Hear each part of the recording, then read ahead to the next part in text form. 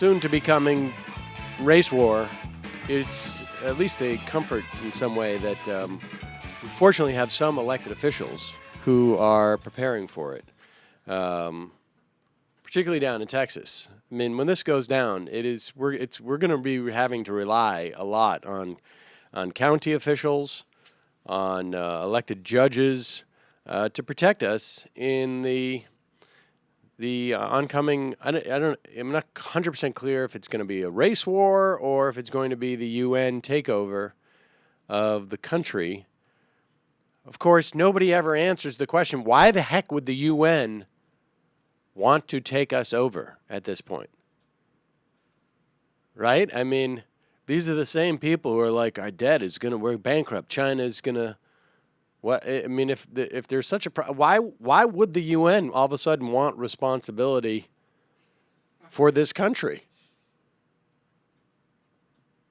I guess maybe so that they could get all the gas that is being fracked, and then I guess they would export it, all this natural. But wait a second, that's already happening.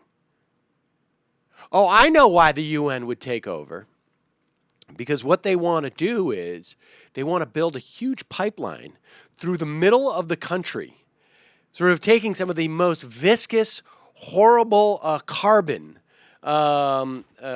source in the world, say like from Canada, like the tar sands, and they would want to ship this down through a pipeline that would go right down through the middle of the United States, and then just ship it out to other countries, maybe refine it there. And of course, this process of refining is horribly damaging to the environment because it's a very sort of dirty source of petroleum, and of course, it would leak a lot through the pipeline through the middle of the country, and probably screw up our water supply. And that's of course what they could call it, something like something XL or something, or I don't know, like Keystone, like UN Stone XL pipeline.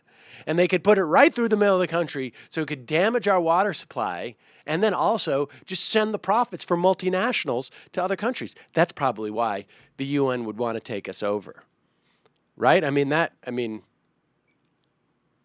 can't think of any other reason. Maybe that's why they would do it, or maybe they would just basically roll back the Clean Water Act, like create a loophole in the Clean Water Act so that fracking companies could come in and inject poisons into the ground, literally destabilize the ground so that it would create small earthquakes, and then inject basically poison.